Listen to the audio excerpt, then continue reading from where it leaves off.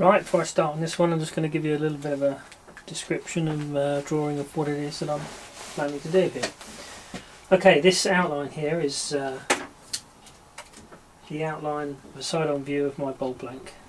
I've picked a piece of Zebrano here, not for no other reason other than the bowl blank's the size that I wanted for the job that I was planning to do.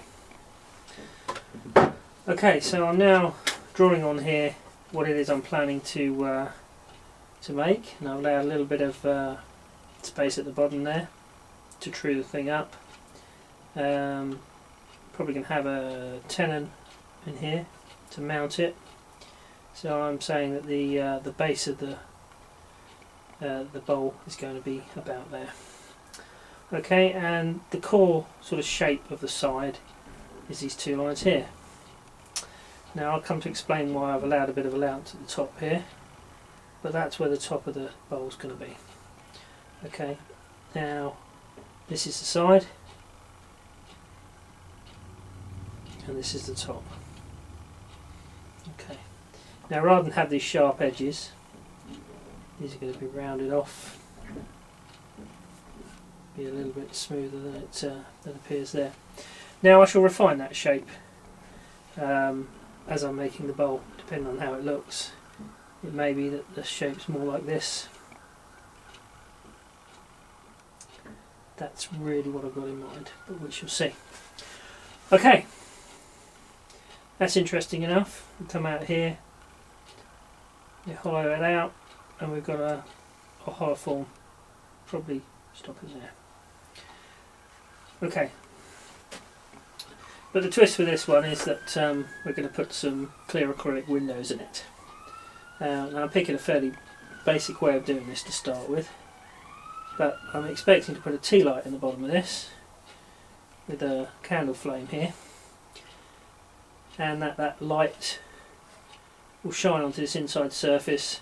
If I can then put some windows in this surface, the light will show through. That's the plan. Okay, now I'm going to come over to the other side of the drawing to show you what it is, how it is that I'm planning to construct this. Now the first thing I shall do is put this on the lathe and true up the surfaces, get this probably rough out the outside shape of this, put the tenon in, remount it at the top, and then what I shall do, this is going to be the surface of the top of the bowl, but what I shall do with a straight line is to turn away this material here. Okay, when I've done that, my plan is to drill the whole way around the blank a series of holes. Okay, I shall take this off the lathe for this and put it on the pillar drill and mount the table at an angle so that the drill is being presented right angles to this surface here that I've created. So the drill will be going in here. And what I shall do is drill a number of holes down into the blank, different sizes. Try and create an interesting pattern so that when you look on the top of the bowl, so there'll be holes all around this surface here. Okay. What I will then do is fill every one of the holes with clear acrylic. Now what will happen there is that, because I'll have this upright as I do it, the clear acrylic will fill this area here. Okay. Same with this one. Now you can see the reason why I left this area here. If I'd taken this down to the true surface, then we would have filled here and had holes in there. I need to leave as much as I can here, and that's the other reason why we've left space at the top here, because that gives me a surface to drill holes down through rather than trying to drill holes through an angle. So, okay, so I shall drill a whole range of holes around there. Once that's done, we'll turn the outside down so that we've got clear acrylic surfaces embedded in the wood. Hollow the thing out, hollow out on the inside, and then it's just a case of careful sanding both sides right down to burnishing cream, which will give us hopefully a clear surface both sides to look all the way through. Okay, that's what we're planning to do. Let's get on with it. Right, next thing to do is to true this thing up. Before we do that, we've got to decide how to mount it. The first decision to be made is whether I want that to be the top or that to be the top. Now, my instinct is that that grain is a little bit more interesting than that one. However, there's actually a crack through the wood here, and looking at my design, I'm going to take a lot more off the bottom than the top. So that's become the top. We put a tenon in there, which means I need to mount this side first so I can create that tenon. And then we're putting this on there. First thing to do is to find where the centre of this is. It's not a perfect science, this, but it'll give me a good enough answer for mounting. Okay, mount that in the centre of there and screw this in.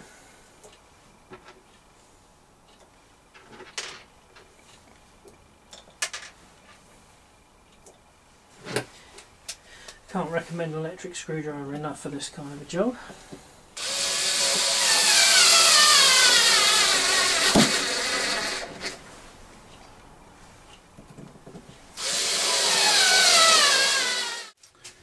Right, I'll pop this on the lathe.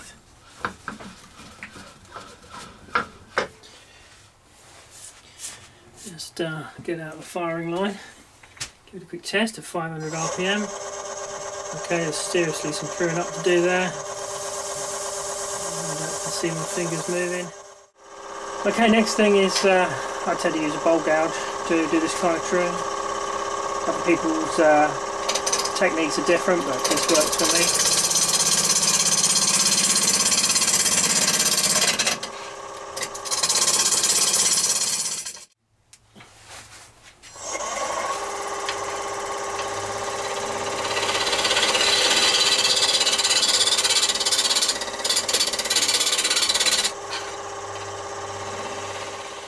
Okay, next thing I'm going to do now is put a few dimensions off my drawing onto the base here, maybe on the side too.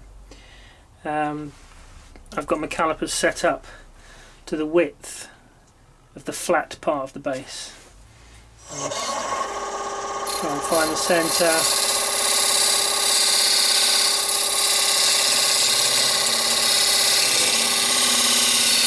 Okay, and abuse my calipers to make that mark. Okay, next thing I want to do is put a tenon in there. So I'm going to take my chuck and take a reading off of the largest diameter. You'll find that this is actually not round when this is fully closed. It's smaller across there than it is across here. So yeah, okay, that's the largest diameter. Pinch that up.